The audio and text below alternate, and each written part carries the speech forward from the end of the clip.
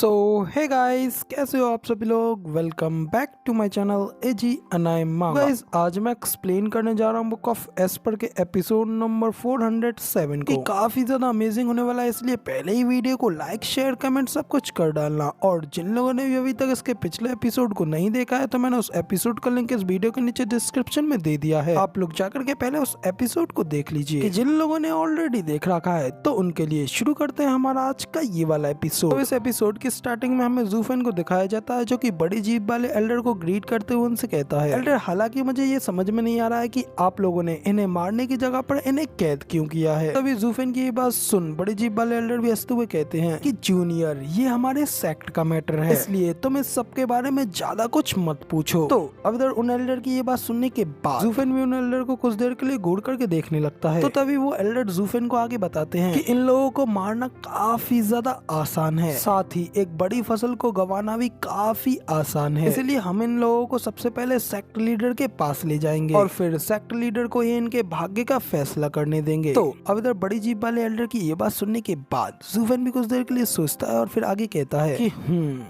तो ये बात है, तो मैं ये देख रहा हूँ कि ज़ीबुयू चीजों को उत्तेजित करना चाहते हैं और इस सब चीज को बीस्ट टीमिंग सेक्ट में ले जाना चाहते हैं, और मेरा मानना है कि इस सब से उन्हें काफी ज्यादा फायदा मिलेगा। मगर लेकिन फिर इससे एल्डर्स की सपोर्ट का क्या मतलब रहेगा, वो मेरी मदद कर रहे हैं या फिर मैं उनकी मदद कर रहा हूँ। तो अब जब ज़ूफेन की ये बात सुनने के बाद बाकी के पांचों एल्डर्स भी काफी ज्यादा हैरान हो गए होते हैं, लेकिन तभी बड़ी जीप वाले एल्डर कहते हैं कि जूनियर, सचमुच तुम्हारे पास काफी ज्यादा दिमाग है, तो इसलिए मैं ये क्लियरली देख सकता हूँ कि आखिर क्यों हमारे सेक्ट लीडर तुम्हें इतना ज्यादा पसंद करते हैं, और इसीलिए उन्होंने हमें यहाँ पे भेजा है। हालांकि तुम उनके लिए थोड़ा शिष्टाचार दिखाने का ध्यान दो, क्योंकि सेक्ट लीडर बाकी के लोगों की तरह कोई संत नहीं है। अब जब ज़ूफेन उनकी बात सुनने के बाद उनको ग्रीट करता है, उनसे कहता है कि एल्डर, आपका मुझे ये याद दिलाने के लिए बेहद बेहद शुक्रिया, और मैं हमेशा आपकी इस बात को अपने दिमाग में रखूंगा। तो तभी वो बड़ी जीप वाले एल्डर भी कहते हैं कि तो फिर अब ठीक है, अब जब यहाँ पे हमारा सारा काम हो गया है तो वक्त आ गया है कि अब हम लोग यहाँ से वापस जा रहे हैं। तभी ज़ूफेन भी उन लोगों से कहता है कि ठीक है फिर एल्डर, बाकी सब कुछ यहाँ पे मैं संभाल लूंगा, और आप लोगों का एक बार फिर से धन्यवाद जो कुछ भी आप लोगों ने यहाँ पे हमारे लिए किया। अब जब ज़ूफेन की ये बात सुनने के बाद वो सभी पांचों एल्डर्स भी वहाँ से अगले ही पल गायब हो जाते हैं। तभी एल्डर ली भी ज़ूफेन से कहते हैं, आज तक मैंने जितने भी डेमोनिक कल्टीवेटर्स देखे हैं, ये सीनियर उन सब के मुकाबले काफी ज्यादा अच्छे थे। तो तभी ज़ूफेन भी उनसे कहता है कि इस सारे नेचर के चारों ओर काफी सारी अलग अलग चीजें हैं, लेकिन इस सब का ये मतलब नहीं है कि वो सारी चीजें जंगली और एकदम भयानक ही हों। कई सारे लोग बस अपने रास्ते पर ही चलते हैं और अपने अलावा बाकी दूसरों की बिल्कुल भी परवाह नहीं करते हैं, और इसी वजह से वो लोग डिमोनिक कल्टीवेटर्स के साथ मिल जाते हैं, और ये पांचों भी शायद ही अपने अलावा किसी और से बात करते हैं। उनकी चतुराई काफी ज्यादा शार्प, काफी ज्यादा तेज तो नहीं है, लेकिन जहाँ तक डिमोनिक कल्टीवेटर्स की बात है वो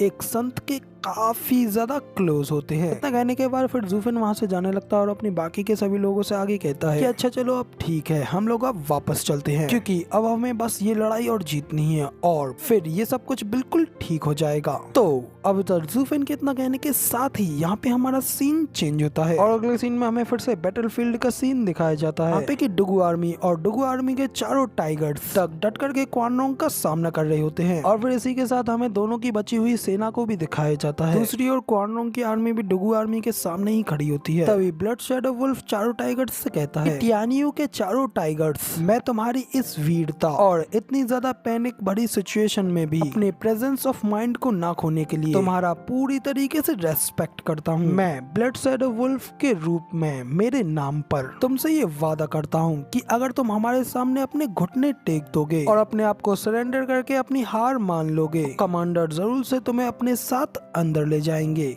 तो तभी ब्लड शैडो वुल्फ की ये बात सुन डुगू लियानर भी चिल्लाते हुए कहता है कि ये सब कुछ सिर्फ तुम्हारे सपनों में ही हो सकता है। हम डुगू आर्मी के 4 टाइगर जनरल कभी भी तुम्हारे जैसे एक कचरे के सामने अपने आप को सरेंडर करने वाले नहीं हैं। तो तभी ये सुन जनरल जेबाई भी कहता है, तुम्हारे लॉर्ड ने तुम्हें हम भेड़ियों के सामने फेंक दिया है, लेकिन आखिर फिर भी तुम लड़ने के ऊपर जोर क्यों दे रहे हो, क्योंकि ये तो तुम्हें भी पता है कि हमारे कमांडर टैलेंट की काफी ज्यादा कदर करते हैं, इसलिए मैं तुम्हें ये मौका दे रहा हूँ कि तुम अपनी पूरी सेना के साथ हमारे साथ जुड़ जाओ। इसके बाद हम सभी लोग मिलकर के आए की सारी जंग को जीत जाएंगे। इससे हम सभी लोगों का फ्यूचर भी काफी ज्यादा ग्लोरियस होगा। और मैं तो कह रहा हूँ कि आखिर तुम इस सब से जुड़े हुए ही क्यों हो? तुम्हें इन सबको अपने पीछे फेंक देना चाहिए। और आखिर अब तक तुम किस लिए इन लोगों से जुड़े हुए हो? क्योंकि तुम्हारा वो ट्विस्टेड दल बदलू एम्परर, क्या वो ऑलरेडी मरने के लायक नहीं है? तो इधर जेवाई की ये सारी बातें सुनने के बाद डुगलियान भी उससे कहता है कि अब तुम्हें आगे और बात करने की जरूरत नहीं है, क्योंकि हम लोग अपनी आखिरी सांसों तक घर और उसमें मौजूद हर एक सोल की रक्षा करेंगे। कि हमारा ये टियान्यू अपने लैंड से नहीं अपने लोगों से जाना जाता है। तभी उन सभी लोगों की इतनी ज्यादा स्पिरिट को देख सचमुच ये लोग कितने अच्छे आदमी हैं। मगर लेकिन ये काफी शर्म की बात है, क्योंकि टियान्यू के 4 टाइगर्स, आज का ये दिन तुम्हारे लिए आखिरी दिन है, क्योंकि आज के दिन हम तुम्हें पूरी तरीके से खत्म कर देंगे। लेकिन हम लोग तुम्हारी रेस्पेक्ट में तुम्हें प्रॉपर तरीके से दफनाया जाएगा। तो कह करके जेवाई अपने सभी लोगों को ऑर्डर्स देते हुए कहता है कि मेरे सभी ट्रूप्स खत्म कर दो इन सबको। तो अपने कमांडर के इतने ऑर्डर्स मिलते ही पूरा ट्रूप उन लोगों के ऊपर हमला करने के लिए आगे बढ़ जाता है। लेकिन तभी अचानक से उन लोगों के पीछे से एक जोरदार धमाका होता है, जिसे देख करके जेवाई और बाकी के सभी वुल्व्स भी काफी ज्यादा हैरान होते हैं कि ये हमला तो कमांडर की टेंट की तरफ हुआ है। इसका मतलब उन लोगों के ऊपर घात लगाया गया है। तो तभी उस धमाके को देख डुगलियान भी हंसते हुए कहता है कि फाइनली हमारे 5th ब्रदर ने अपनी चाल चल दी है। तो तभी डुगलियानर की ये बात सुन ब्लड शैडो वुल्फ भी काफी ज्यादा हैरान हो जाता है और घबराते हुए अपने मन में कहता है कि ये क्या, इन लोगों के बाद हम लोगों के पीछे कोई हमारे बेस की तरफ गया था? मगर लेकिन ये कैसे हो सकता है? तो ये सब सोचने के बाद फिर ब्लड शैडो वुल्फ गुस्से में चिल्लाते हुए कहता है कि तुम्हारी सारी की सारी आर्मी हमारे कब्जे में है, तो आखिर अचानक से तुम्हारे पास दूसरे हमला करने वाले आदमी कहां से आए? तो तभी डुगलियान भी हंसते हुए कहता है कि क्या कभी तुमने उसे आते हुए नहीं देखा? हमारे पास हमारी इस आर्मी के अलावा